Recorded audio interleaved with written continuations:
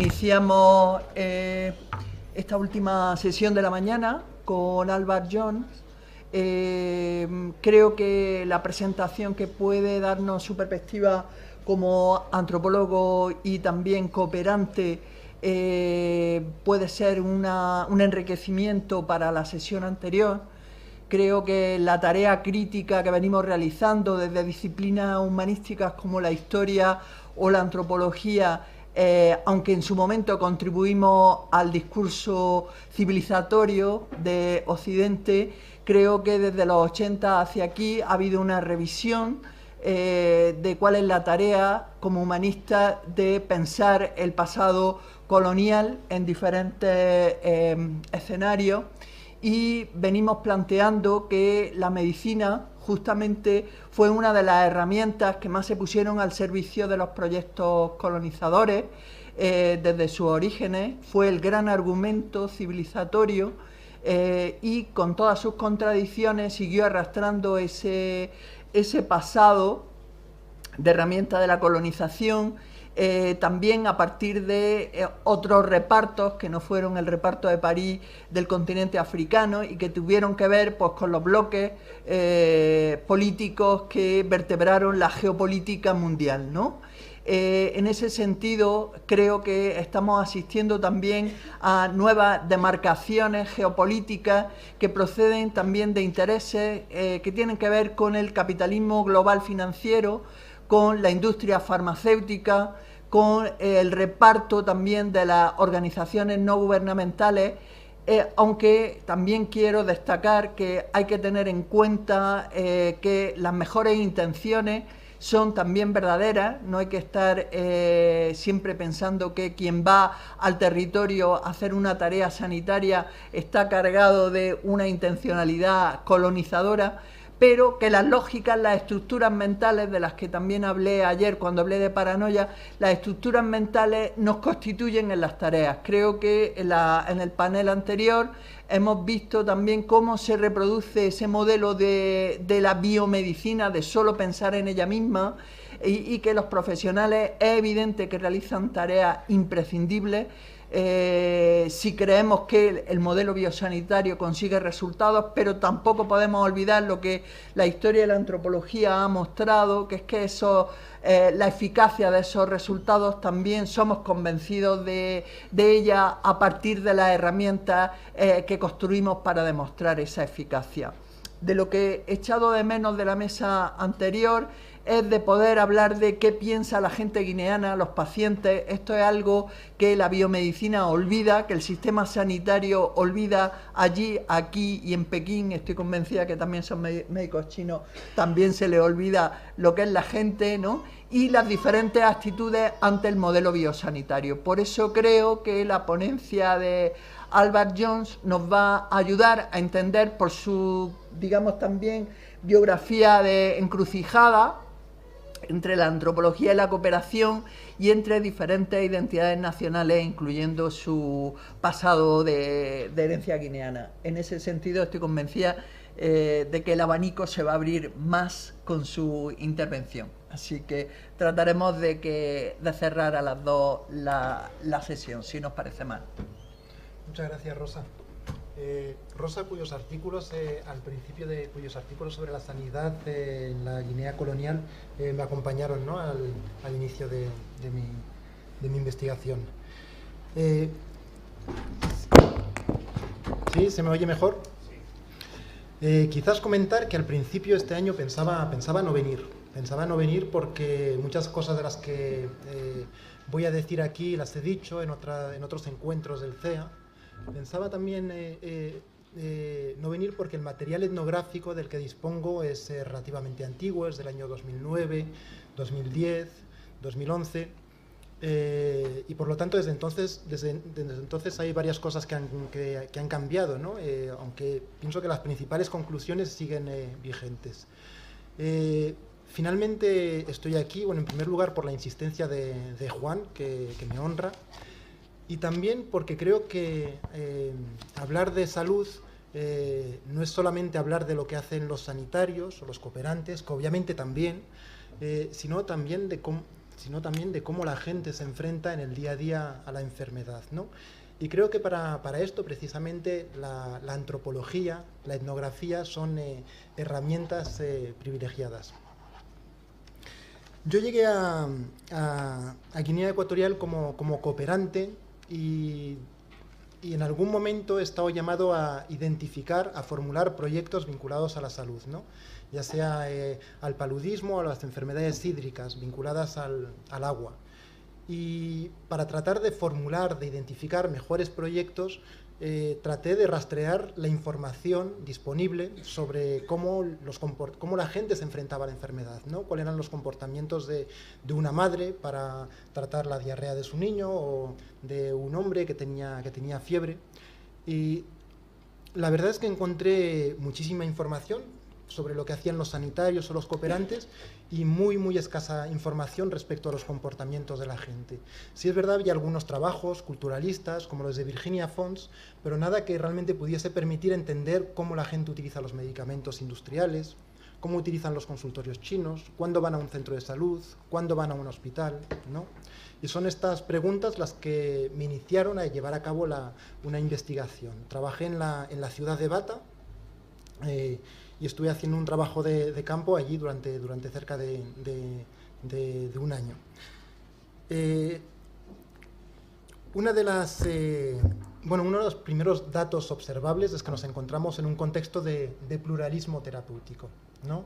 ¿Qué es el pluralismo terapéutico? El pluralismo terapéutico, lo ha comentado Héctor hace un rato, significa que nos encontramos en un contexto en el que coexisten una multitud de alternativas terapéuticas, ¿no? Y que esto es bastante más complejo que el hospital por una parte y la curandería por otra parte, sino que tenemos un abanico muy amplio, tanto entre las alternativas que designamos habitualmente como modernas y como aquellas que designamos como tradicionales.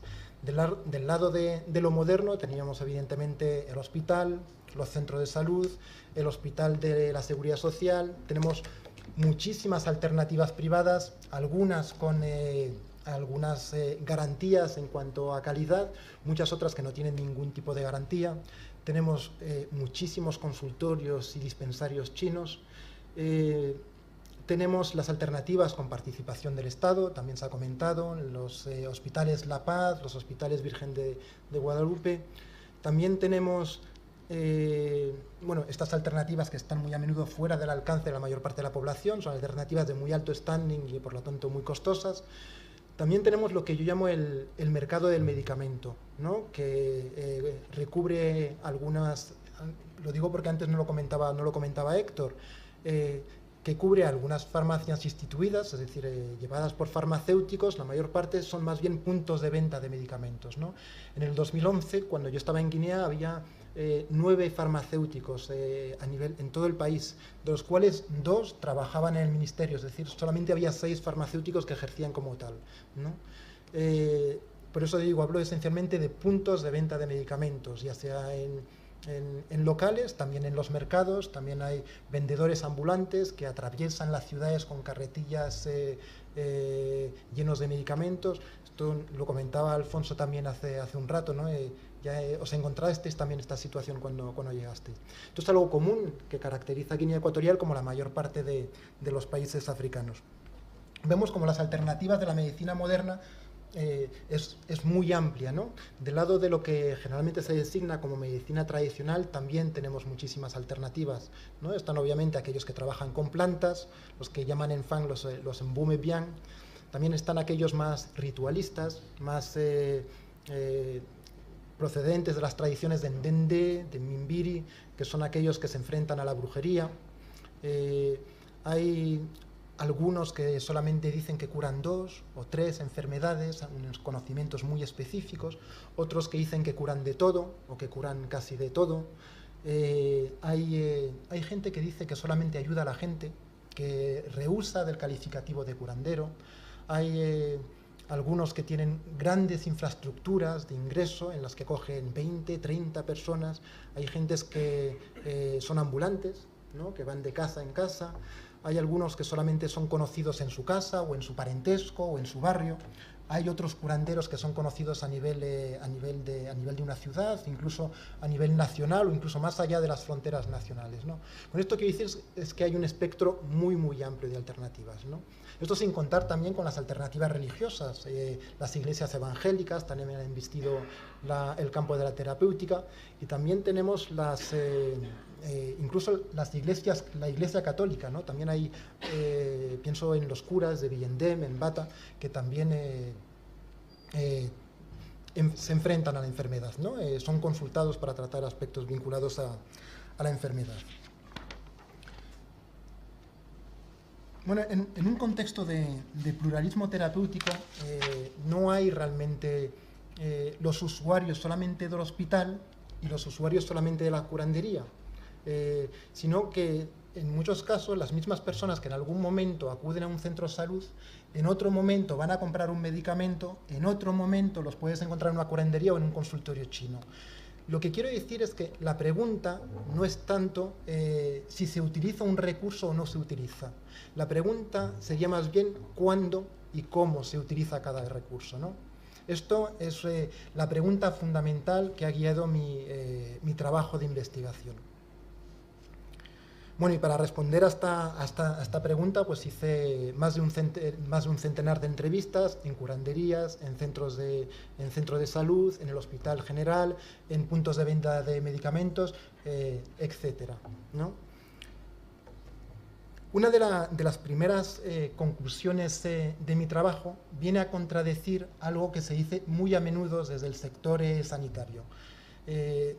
Las instancias sanitarias, los cooperantes, incluso desde el Ministerio, un discurso que se oye muy a menudo, incluso a veces por escrito en documentos oficiales, es que la mayor parte de los guineanos, entre el 60 y el 90% según la fuente, consultarían primero las alternativas tradicionales antes de consultar las alternativas asociadas a la medicina moderna, ¿no? Hoy puedo asegurar con tranquilidad y con seguridad que no es verdad. No es así.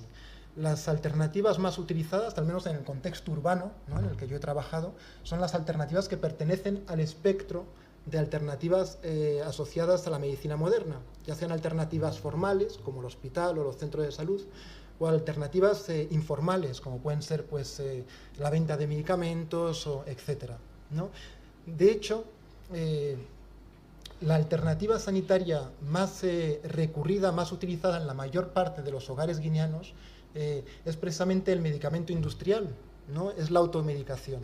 Y si bien es verdad que esto puede suponer un problema de tipo de salud pública, lo que realmente nos informa es sobre el hecho de que la medicina moderna, de alguna forma, hace plenamente parte de la cultura popular en Guinea Ecuatorial, ¿no?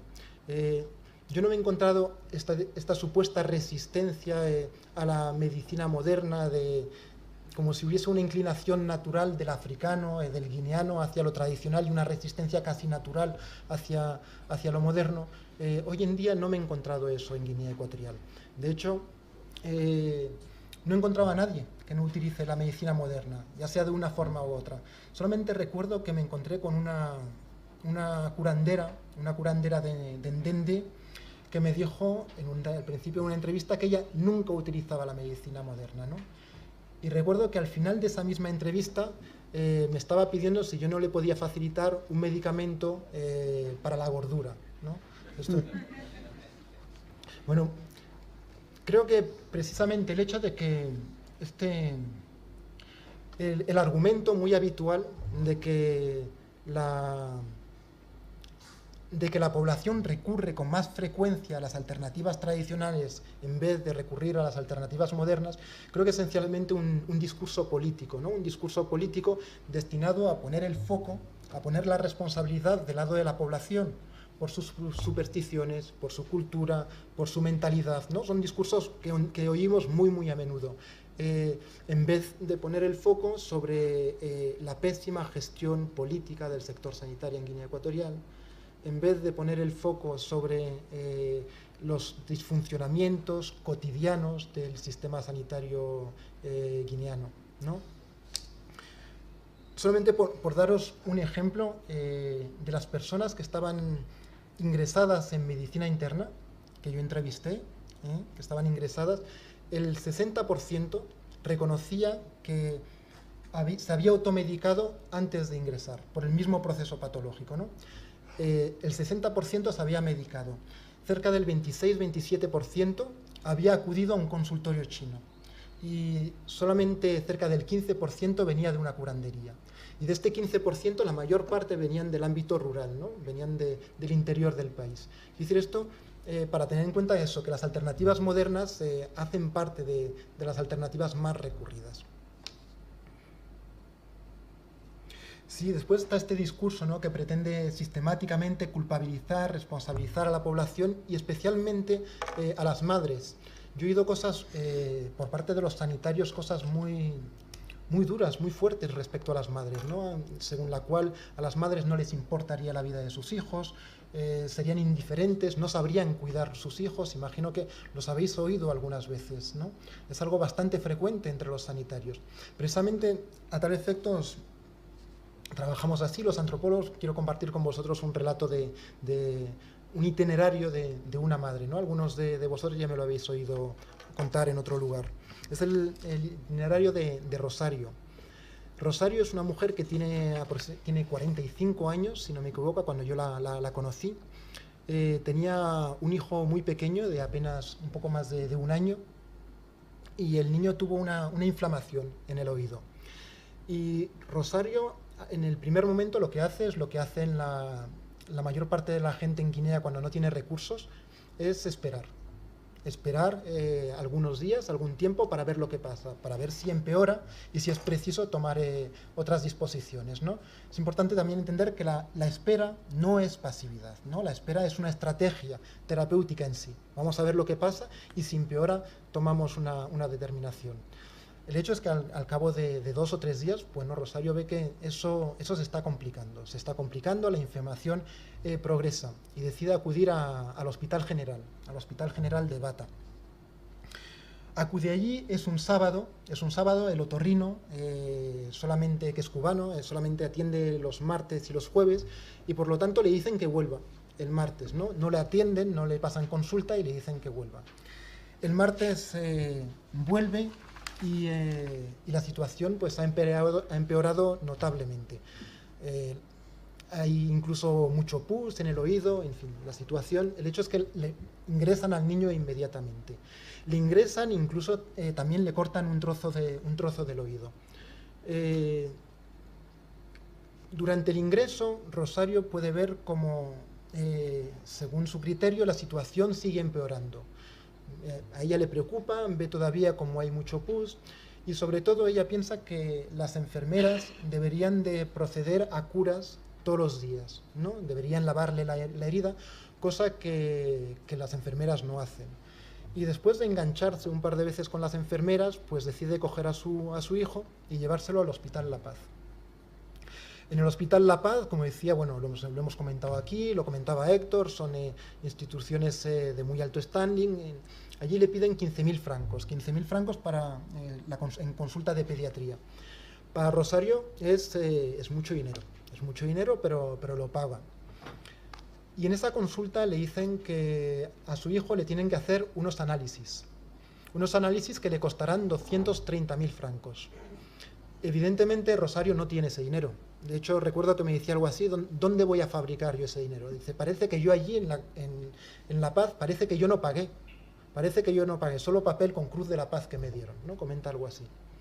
El hecho es que Rosario sale desesperada de La Paz y finalmente decide escuchar lo que le comentaba una amiga suya desde el principio, que le recomendaba de ir a ver Enfant, ¿no? Y decía, esto que tiene ahí tu hijo, esto no es normal, ¿no? Y desde el principio le recomendaba ir a ver una curandera. Bueno, pues Rosario decide finalmente acudir a esa curandera, y esa curandera le dice que su hijo tiene un atún. Un atún es una inflamación de la mandíbula que resulta de un eluma, ¿no? Del verbo alum, es una lanza mística. Y le dicen, y esa curandera finalmente implementa un tratamiento a base de plantas, y también le hace cataplasmas, le hace También le cura con paños calientes, le limpia la herida todos los días. Y el tratamiento es bastante largo, ¿no? Dura cerca de 5 meses, o al menos yo cuando me voy de allí, de Guinea en ese momento, pues parece que el niño está bastante mejor. Ya no hay rasgo de la inflamación ni de la infección. Y bueno, aunque parece que probablemente el niño pues mantenga la cicatriz o la deformación de la mandíbula para el resto de su vida. Yo he recogido innumerables itinerarios terapéuticos como estos, ¿no? Este peregrinaje terapéutico es algo de extremadamente frecuente en Guinea Ecuatorial como en la mayor parte de los países del continente africano. Empezamos con la automedicación, vamos al centro de salud, después vamos a un hospital, después a un hospital privado, volvemos para la curandería, finalmente vamos a los pastores. Es extremadamente común. Lo que vemos en el itinerario de Rosario es que no es la superstición, la mentalidad, la cultura, lo que supuestamente la orienta hacia la curandería, ¿no? Lo que le orienta hacia la curandería es el disfuncionamiento del hospital público y los altos costes del hospital privado, ¿no? En definitiva, lo que le lleva a tomar esa decisión es la desesperación, ¿no? La búsqueda desesperada de una solución.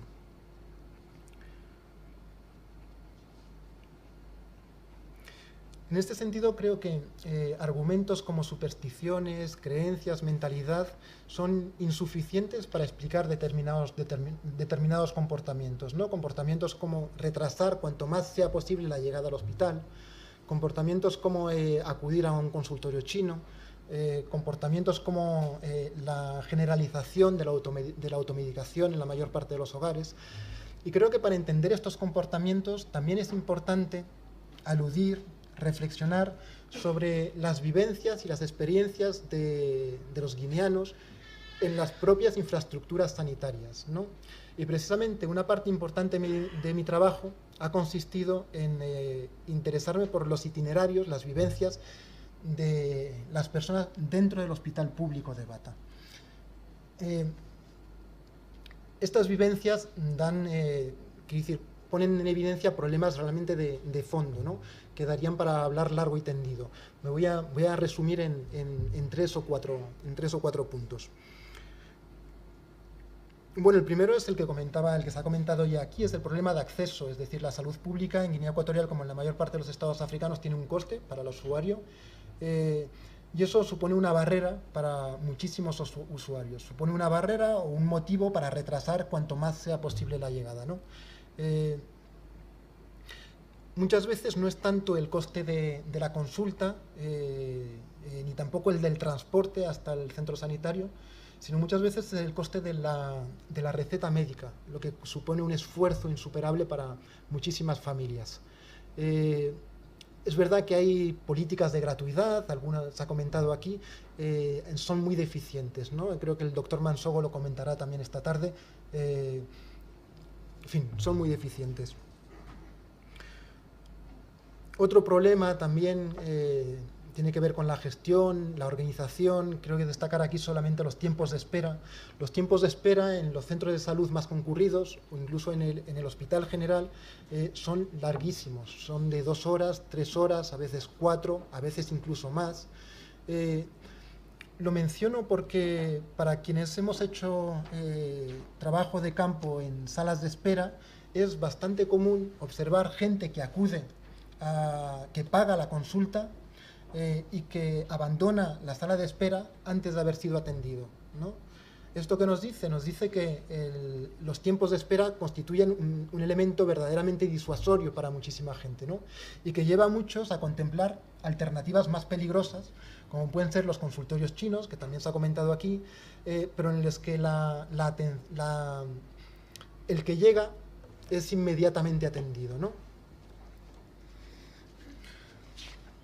Otro elemento también problemático en el hospital es evidentemente la falta de recursos. Los sanitarios se quejan en permanencia de la falta de recursos.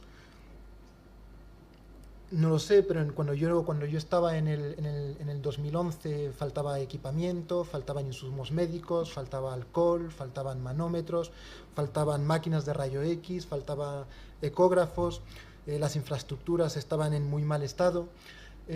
y aquello que quizás tenga más repercusión para los pacientes es sobre todo la falta de medicamentos, las rupturas de stock permanente, ¿no?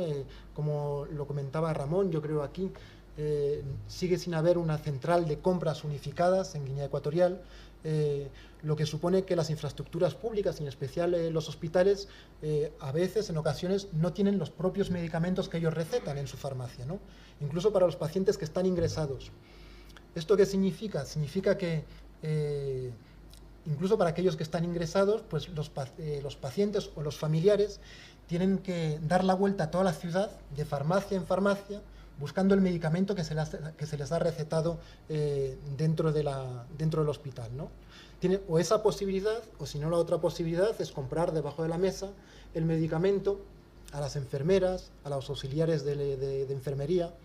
Es decir, que el medicamento no está disponible en la farmacia del hospital, pero sin embargo lo puedes conseguir a través de las enfermeras o auxiliares, ¿no? Esto es extremadamente frecuente, o lo era al menos hasta hace poco. Sigue, ¿no? Empeorando. Más bien. Bueno, no me alegra. Un aspecto quizás aún más problemático que todo lo que acabo de comentar tiene que ver con aspectos que llamo de índole moral, de índole ético, ¿no? Que tienen que ver con el trato que se propina muy a menudo al paciente. Hay una tremenda distancia social entre los proveedores de servicios y aquellos que los reciben. Todo ocurre como si las exigencias de la comunicación social, las exigencias de reciprocidad, las exigencias de civilidad que imperan en otros espacios sociales no habrían de aplicarse en el hospital general, ¿no? Muchas veces no se saluda al paciente, se utiliza en permanencia el imperativo, vete, sal, sube, fuera, son cosas extremadamente frecuentes, se abronca muy a menudo al paciente porque llega tarde, porque no cuida al niño, porque está perdido, porque no entiende lo que se le dice, por cualquier motivo. De hecho, muy a menudo los propios pacientes aluden a la metáfora militar, es decir, al hecho de que, que parecen como militares, siempre mandando, vete aquí, sube aquí, baja aquí, ¿no? También hay otros que me dicen que aluden a la metáfora de la deuda. Dicen, es que parece que les debemos algo, ¿no? Como si fuese la única forma de explicar el trato que reciben. Es decir, que lo que se aprecia muy a menudo es una verticalización extrema de la relación social, ¿no? En la que se deshumaniza al paciente. Bueno, se le deshumaniza o al contrario se le personaliza en exceso. Se le personaliza en exceso cuando el paciente se trata de un familiar, se trata de un conocido, se trata de una persona prestigiosa, se trata de una persona con apariencia adinerada. En este caso, el trato pasa de la deshumanización a la posibilidad de eludir tiempos de espera, de eludir costes. Por daros un ejemplo, no sé si sigue vigente, es algo que, por ejemplo, he podido asistir a menudo, por el mero hecho de ser blanco. Por ejemplo, en algunos centros públicos yo he podido observar cómo se podía eludir tiempos de espera, por ejemplo, ¿no? Digo, por el hecho de ser blanco, por el hecho de ser famoso, por el hecho de ser de... Bueno.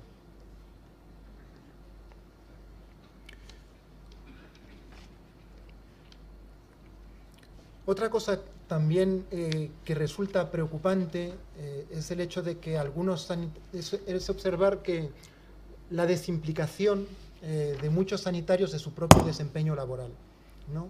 Esto se puede apreciar en varios elementos. En primer lugar, lo que es el absentismo. El absentismo es endémico, o lo era cuando yo hacía trabajo de campo. Sigue siendo, imagino.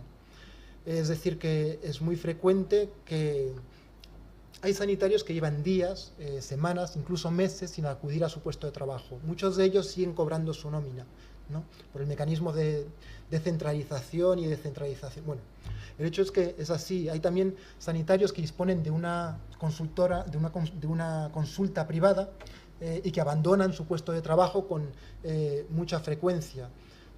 Por daros otro ejemplo, yo cuando estaba haciendo trabajo de campo en el Hospital General, en medicina interna, creo recordar que la plantilla oficial era de 9 personas, ¿no? 9 médicos, de los cuales había 2 que eran cubanos.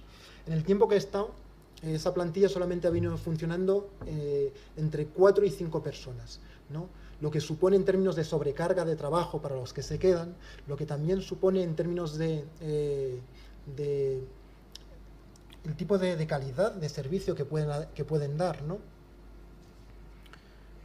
Absentismo, corrupción muchas veces a costa del paciente cuando se le piden costes inexistentes, muchas veces también a costa de la institución cuando se le piden al paciente costes que sí están estipulados pero no se revierte en la caja del centro. Esto también es extremadamente común. Otro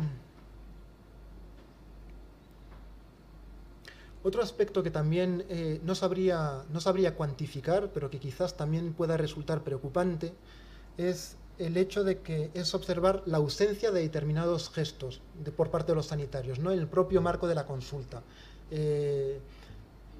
Hablo especialmente de la auscultación, ¿no? Del hecho de que muchas veces se llega a la receta de forma mecánica, sin haber utilizado las técnicas corporales que permiten lo que es la construcción del diagnóstico. Yo no soy médico y hay muchísima gente aquí más entendida que yo en el asunto, pero yo imagino que esto da pie, obviamente, a muchísimos fallos diagnósticos, ¿no? De hecho, no sé si tiene que ver con esto, pero yo recuerdo, por ejemplo, que cerca de casi un tercio de las personas que estaban ingresadas en medicina interna, cuando yo estaba haciendo entrevistas allí, casi un tercio habían acudido al hospital antes en consulta externa. Es decir, que el problema no es que no hayan acudido al hospital, el problema es que habían acudido al hospital, que el hospital no había resuelto su problema, en fin, les había dado un medicamento, mandado para casa, se había agravado su situación y habían vuelto, ¿no?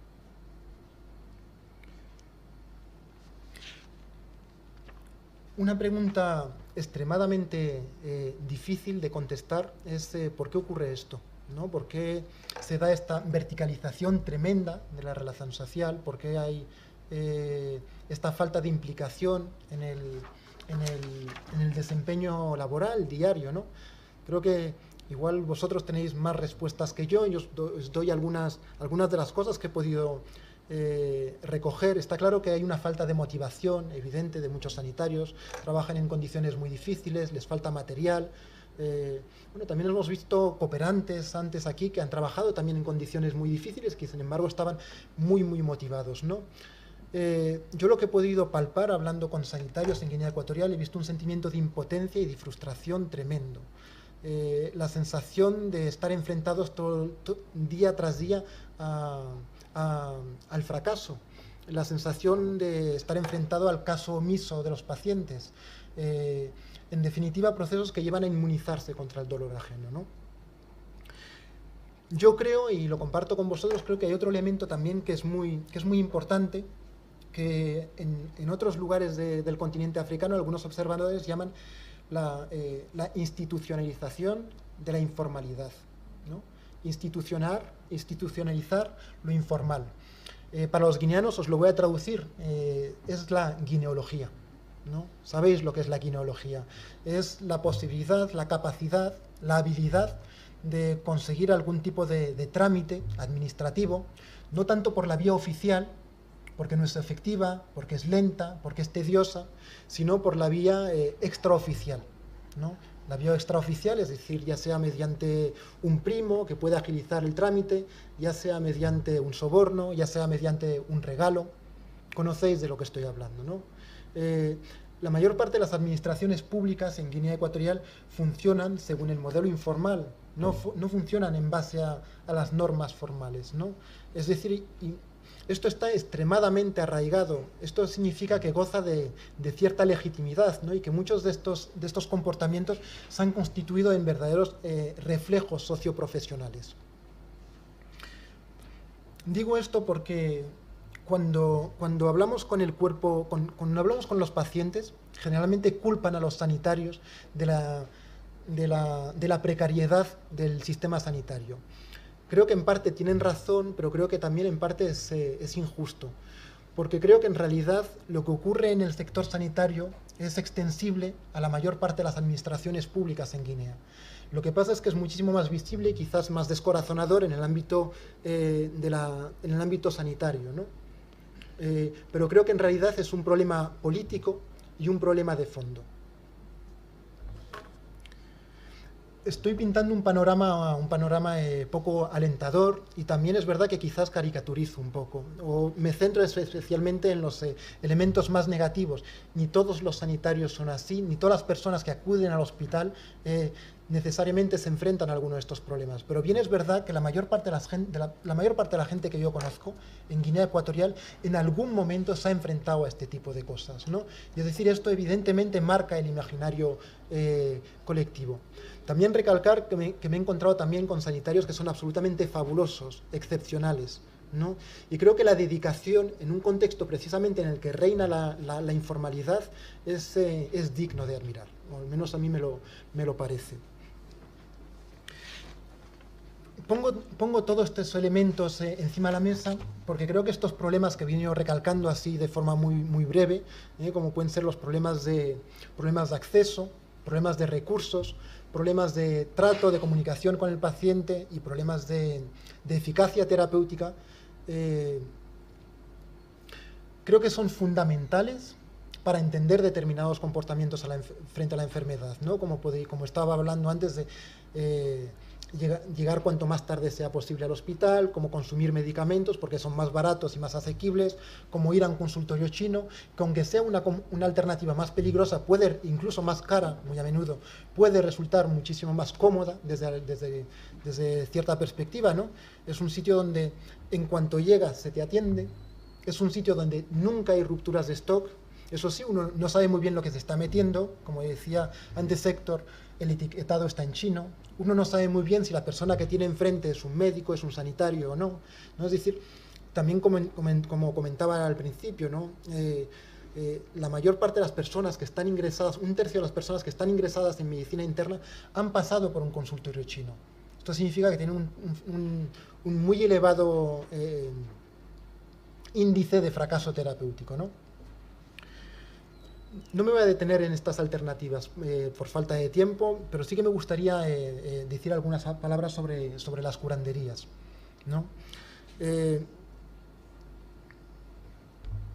Bueno, las curanderías es aquel espacio regentado por el Ngengan. Sabéis que el Ngengan es aquel especialista en términos de brujería, es el que tiene el don de visión, se dice que se tiene 4 ojos, ¿no? 2 ojos para ver lo que acontece aquí y 2 ojos para ver lo que acontece en el mundo paralelo. El mundo paralelo es un mundo paralelo al nuestro, desde el cual los brujos llevan a cabo sus ataques, perpetrando pues enfermedades, muertes, etcétera, ¿no? Y el curandero, al ver lo que pasa en el mundo invisible, pues tiene la posibilidad de enfrentarse a los brujos. Pues bien, como vengo diciendo, los Ngengan no son la alternativa más utilizada. No es una alternativa habitual, no es una alternativa normal. Lo que es normal es consumir medicamentos en el ámbito doméstico, ¿no? Eso es casi diario. Lo que es normal, si acaso, es llegar tarde al hospital. Pero lo que no es normal es acudir a una curandería para un hechizo. Es decir, ocurre más a menudo que en España, eso sin lugar a duda, ¿no? Pero la gente no está metida todos los días en una curandería. Esto me ha llevado a mí a preguntarme cuáles son los motivos que lleva a la gente a una curandería, a ver el Ngengan. El Ngengan en Fang o Nganga en Ndowe, ¿no? Varios motivos. Los primeros motivos que llevan a visitar el Ngengan en primera instancia, es decir, sin haber acudido con antelación a otras alternativas terapéuticas, son cuestiones que están vinculadas con la suerte, ¿no? Para tener suerte en los exámenes, para encontrar trabajo, para ganar dinero, ¿no? También muchas cosas vinculadas con el amor. Buscar una pareja, poder casarse, sí, también para mantener la pareja a su lado, el famoso Tobosi, ¿no? en Fang, ¿no? Eso. También se visita muy a menudo al Ngengan para cuestiones vinculadas con la fertilidad, ¿no? Estadísticamente hay es algo extremadamente común tanto para los hombres como para las mujeres, ¿no? También para la impotencia. Es algo por el que se consulta mucho. Otros aspectos tienen que ver con con la espectacularidad y el carácter repentino de los síntomas, ¿no? El hecho de pasar de estar muy bien a estar muy mal en un plazo de tiempo muy, muy corto, ¿no? Cuando hablo de espectacularidad de los síntomas, pienso en vómitos, vómitos con sangre, pienso en convulsiones, pienso en también sueños persecutorios, alteraciones repentinos del comportamiento que parecen inexplicables, ¿no? Que desde el punto de vista biomédico podemos asociar a problemas de orden psiquiátrico. También he podido ver como dolores repentinos en el pecho, dolores para respirar, también podían motivar el ingreso en una curandería sin antecedentes terapéuticos, ¿no? Casos que después, cuando yo los sigo el itinerario terapéutico con estas personas, serían diagnosticados como tuberculosis o neumonías en las instancias sanitarias. Digo todo esto, pero es que la mayor parte de los casos de ingreso que yo he visitado en las curanderías no corresponden a este perfil. Es decir, que la mayor parte de las personas que yo he entrevistado en las curanderías no han acudido a la curandería en primera instancia, sino que han acudido a la curandería después de haber acudido a otros recursos terapéuticos, ¿no? Después de haberse automedicado, después de haber acudido a un centro de salud, a un hospital, incluso algunos que tienen dinero a un hospital público, ¿no? Esto nos ayuda a reflexionar, ¿no? Como en el caso de Rosario, que no son tanto las supersticiones, las creencias, lo que llevan a una curandería, ¿no? Sino es esencialmente la búsqueda de una solución. Esto también permite reflexionar sobre el hecho de que muchas veces los pacientes, muchas de las personas que yo he entrevistado en la curandería no comparten la cosmovisión que moviliza el curandero para curar, ¿no? Me he encontrado con muchas personas que me dicen, mira, yo no sé si tengo Kong o no sé si tengo Kong o no tengo Kong, si me han hecho brujería, si no me han hecho brujería, yo de eso no sé, yo no sé si mi primo Mba quiere hacerme algo, si mi tío no sé qué. A mí me da igual, yo estoy aquí porque quiero curarme y en el hospital, en definitiva, no han dado una solución a lo que yo vengo buscando, ¿no? Comentar también... ¿Qué hago? 5 minutillos. 5 minutos, vale. Sí, más breve incluso, más breve. Sí, comentar solamente un detalle que comentan a menudo los sanitarios, y son experiencias a las que están enfrentados con frecuencia. Aluden a menudo al hecho de que observan como enfermos que han venido a ingresar en el hospital desaparecen al cabo de 2 o 3 días de ingreso, ¿no? Es algo extremadamente no sé, pero es algo que se ve con frecuencia.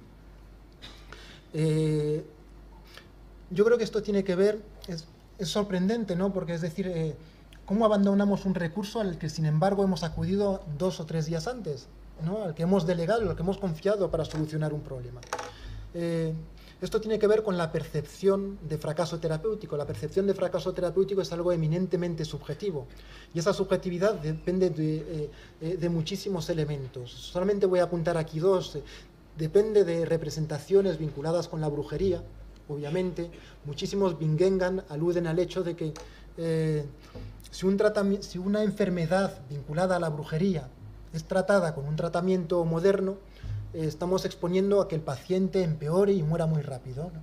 Esto lleva a que cuando en el hospital hay una estagnación de los síntomas o incluso la percepción de que hay un empeoramiento, lleva a que alguna persona del entorno familiar diga, cuidado, nos lo tenemos que llevar, ¿no? Tiene que ver con esto, pero también tiene que ver sugiero que también tiene que ver con otra cosa. Tiene que ver también con la representación que se tiene de la propia medicina moderna. Es decir, que creo que en Guinea Ecuatorial no se piensa que la medicina moderna no funciona, sino creo que se piensa que funciona muy bien. Y por lo tanto hay expectativas muy altas al respecto, ¿no? Es decir, que se piensa que se espera que en 2 o 3 días haya un efecto notable. Cuando no se observa tal efecto, se piensa que el tratamiento está funcionando mal o no está funcionando, ¿no? Esto también es algo que se incrementa por los problemas de comunicación que he venido comentando entre sanitarios y pacientes. Es decir, que muy a menudo no se informa al paciente de los tiempos de remisión estimados de la enfermedad, lo que permitiría a los familiares también hacer expectativas, ¿no? Muchas veces tampoco se informa respecto a los efectos secundarios de los medicamentos. Los antipalúdicos tienen efectos secundarios, náuseas, mareos. Esto también puede llevar a malas interpretaciones, a pensar que el tratamiento no está funcionando. También he podido ver cómo me he situado en algún momento detrás de esperando las madres que salían de pediatría, de la consulta de pediatría. Muchas de ellas no eran capaces de decirme el diagnóstico médico que les acaba de dar el médico, ¿no? Esto no significa que no se lo haya dicho, significa en todo caso que no se ha asegurado que lo entienda. Esto significa que hay un problema fundamental de comunicación. Digo esto porque en base a los itinerarios que yo he podido seguir, tengo claro que cuando peor es la comunicación entre sanitarios, pacientes y familiares, más fáciles son los abandonos repentinos de las instituciones sanitarias, ¿no? Yo con esto termino y conversamos, intercambiamos. Muchas gracias.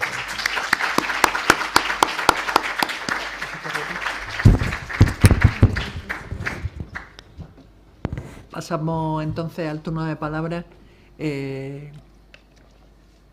1, 2, 3 y 4 y hacemos un turno de respuestas.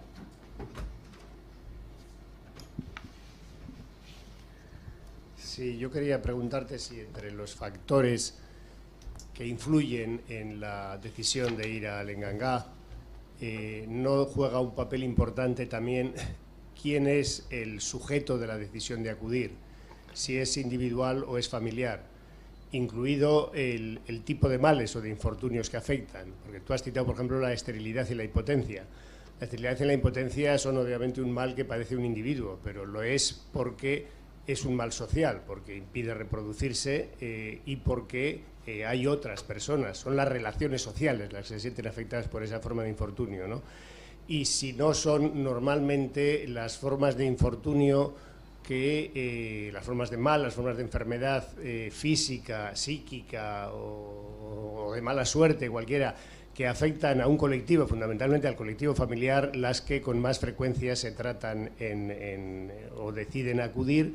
Y sobre todo, muy importante, quién decide acudir, porque claro, lo mismo que a los niños les llevan las madres, es decir, en muchas familias son gente, como tú dices, que no cree en la cosmología que hay debajo de eso, pero su padre o un pariente muy cercano, muy poderoso, que igual tiene además relaciones de interés con el Engangá, es el que decide que vaya, ¿no?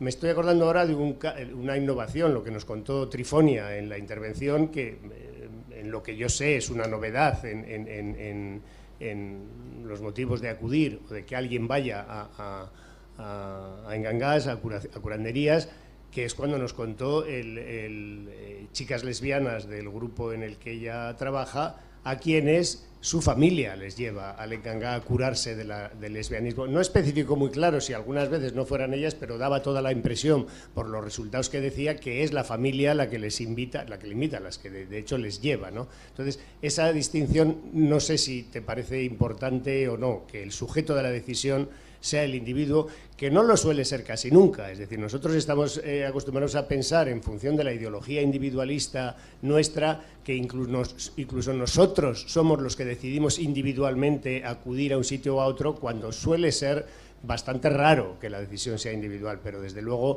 en Guinea y en lugares donde la estructura familiar es muy importante y en donde muchos de los males que afectan fundamentalmente a las relaciones familiares, yo creo que es mucho más frecuente el que la decisión terapéutica no la toma casi nunca el enfermo, la toma el enfermo y su entorno familiar, ¿no? Ruego brevedad en las preguntas para que así más gente pueda intervenir, por favor. Allá al fondo. Muchas gracias, Álvar. Enhorabuena por la presentación. Te quería hacer una pregunta un poco difícil, en tanto en cuanto es un tema que no se suele hablar, no se suele difundir, y es un tema tradicional y es el que tiene que ver con... Voy a hablar de la causa y de la explicación científica basada en la evidencia que podría encontrarse, ¿no? Y es el tema de la consulta al curandero o al brujo relacionada con el fenómeno de Lebu. Es decir, cuando alguien ha acudido a un curandero para recibir algún tipo de beneficio extraordinario, suele ser habitual en la práctica tradicional que el brujo le pida a cambio algún tipo de sacrificio, beneficio posterior relacionado con sus bienes o incluso con su familia. Si da la casualidad, entre comillas, de que esa persona consigue el beneficio para el que recurrió al brujo, le quedan dos opciones: cumplir con lo prometido o no cumplir. El problema es que cuando no cumple se produce un efecto placebo brutal, y es que se produce un fenómeno de autorrechazo interior, de enfermedad interior, porque está sintiendo que no está cumpliendo con lo prometido al brujo y que éste va a actuar contra él.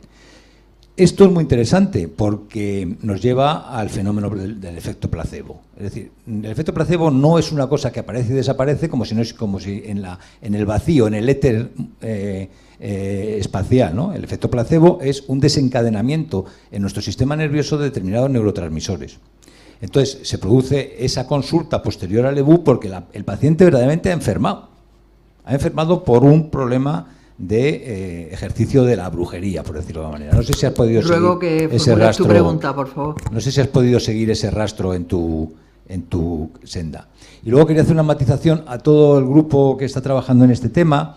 A mí me preocupa que se está utilizando el concepto biomedicina, refiriéndose a Guinea Ecuatorial, cuando la biomedicina es un concepto moderno que hace referencia a la aplicación de la genómica, de la ingeniería sanitaria, de la biología celular, y no a lo biosanitario, que hace referencia a las ciencias tradicionales de la medicina. Muchas gracias.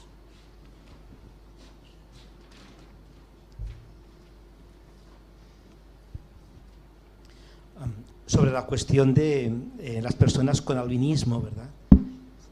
Quizá hay muchas situaciones, muchos casos diversos en familias, en poblados, en etnias, pero sin necesidad de sobresimbolizar o de estigmatizar o desestigmatizar, sí que hay demandas específicas sanitarias, sobre todo en cuestión de óptica. No te oigo bien. Albinismo, creo. Sobre la cuestión del albinismo, ¿verdad?, de las personas con albinismo, sin necesidad de sobresimbolizar, ¿no? Sí hay demandas específicas, especialmente sobre cuestión de óptica, de acceso a lentes, a filtros, ¿verdad? ¿Cómo se está resolviendo en Guinea? Aquí delante había una cuarta palabra. ¿Era más adelante? ¿Eras tú?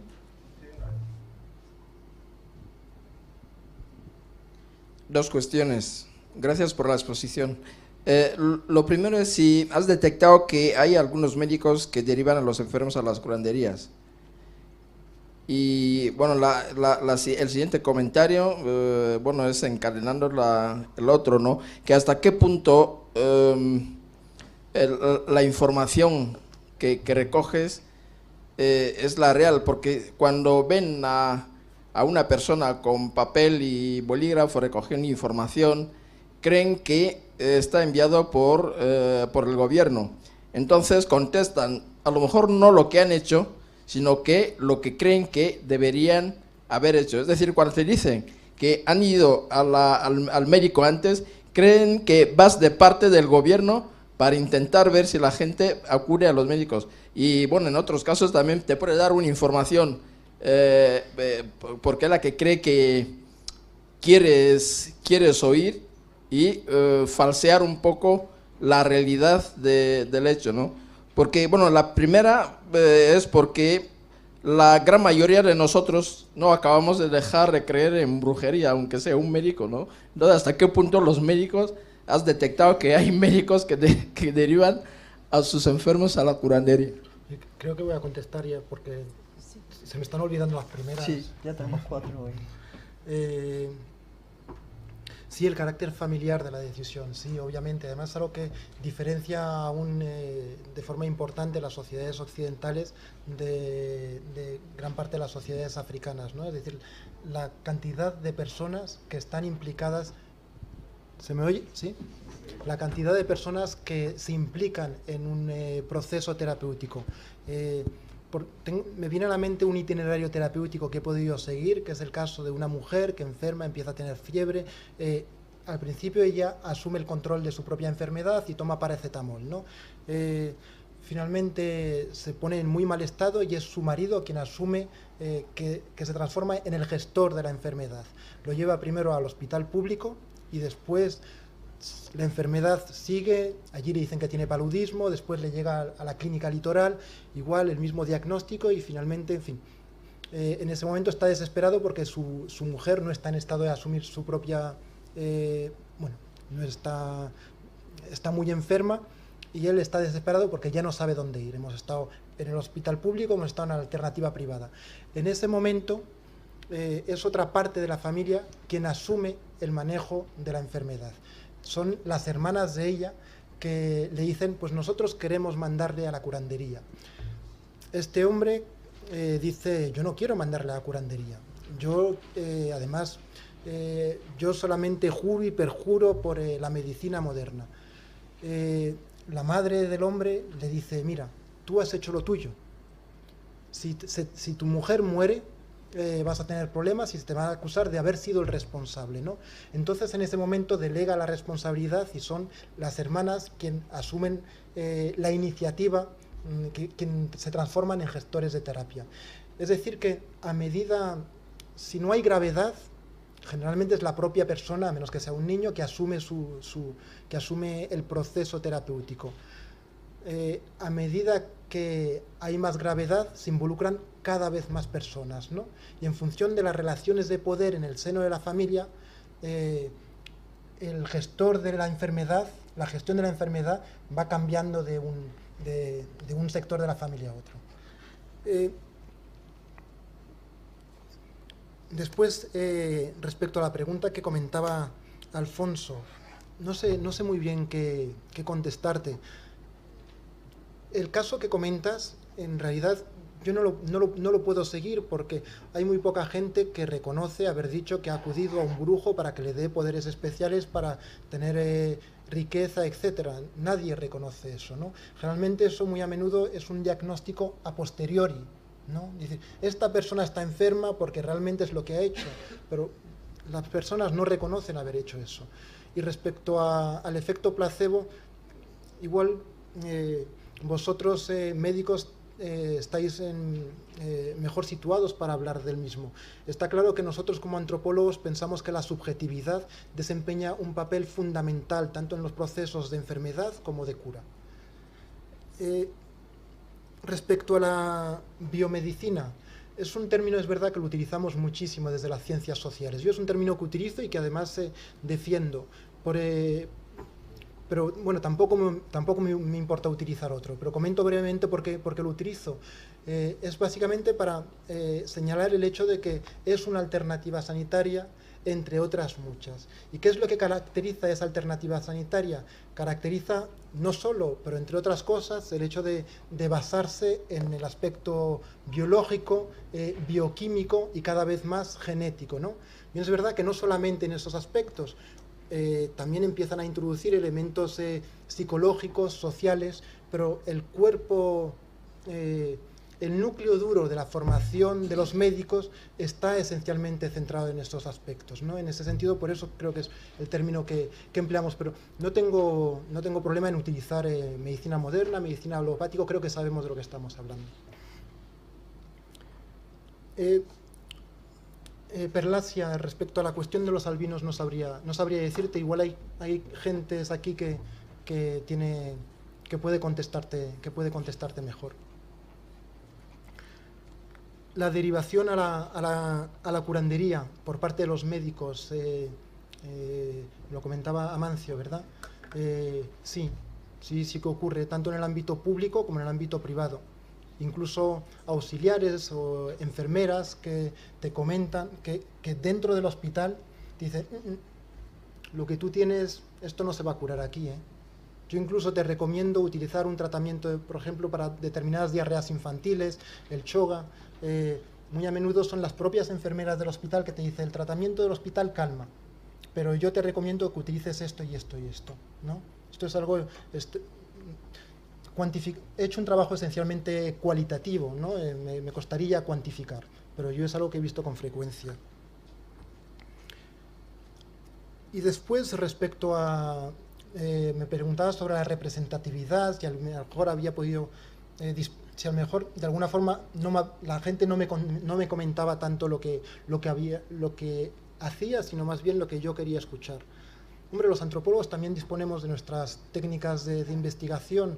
Yo he trabajado no solamente con discursos, he trabajado sobre todo con prácticas. Los discursos raras veces son el reflejo de las prácticas, ¿no? Entonces es verdad que he trabajado sobre relatos, pero también he trabajado sobre itinerarios terapéuticos en la medida de lo posible. Es decir, siguiendo a la gente en el proceso patológico y en el propio recorrido, ¿no?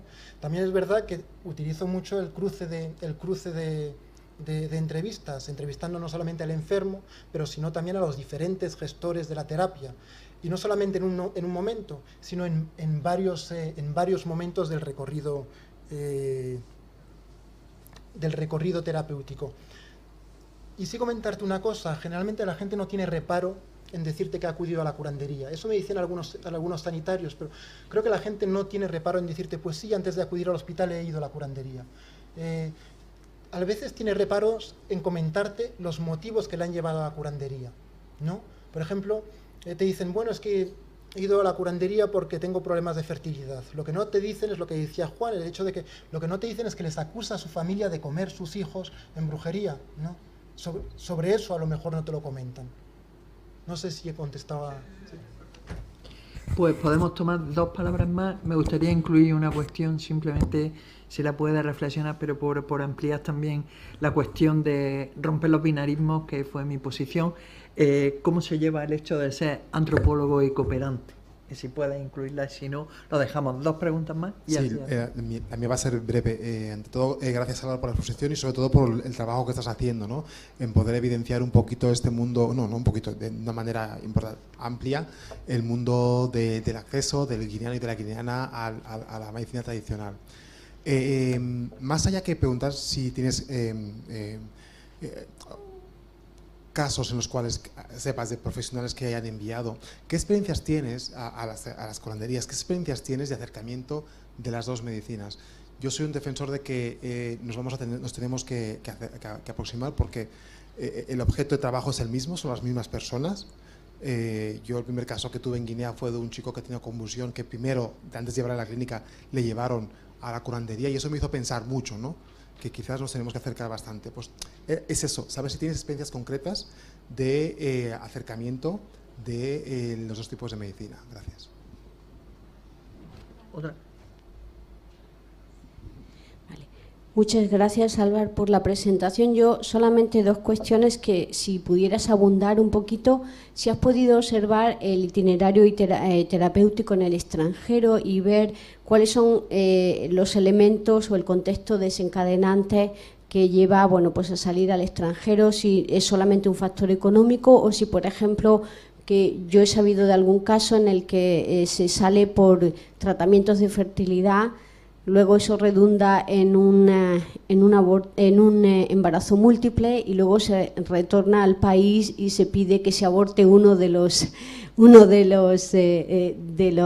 que se gesta, ¿no? Por ejemplo, en otros casos, si está relacionado con el tipo de enfermedad o de curación que se busca, por ejemplo.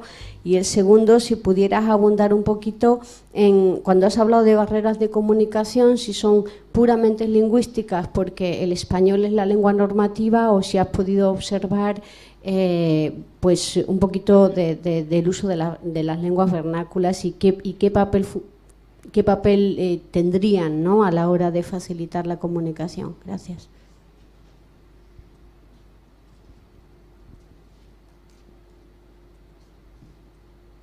¿Me toca? Sí. Respecto a lo de antropólogo y cooperante, voy a ser muy breve, pero habría muchísimo que decir. Cuando he ejercido como cooperante, no he podido ejercer como antropólogo, porque estás exclusivamente de lleno en la urgencia, en lo operativo. Cuando ejerces de antropólogo necesitas tiempo, reflexión, distancia. trabajamos con tiempos muy, muy dispares, y cuando he trabajado como ecoparante, yo pensaba que podría ejercer como antropólogo, que mi bagaje de antropólogo iba a ser un plus, no lo ha sido. Y cuando he trabajado como antropólogo, que es he tenido la oportunidad de hacerlo estos últimos años, curiosamente mi voz no porta en el ámbito de la cooperación, ¿no? Quiero decir, es un problema profundo el hecho de que creo que tenemos que aunar espacios de intercambio y de colaboración.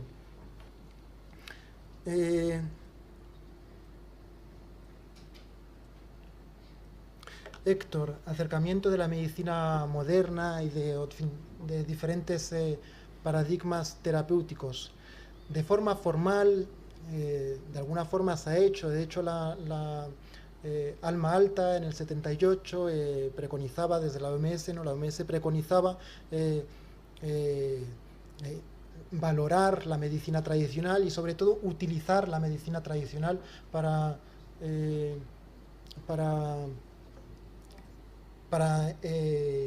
ampliar la cobertura en espacios rurales y demás, ¿no?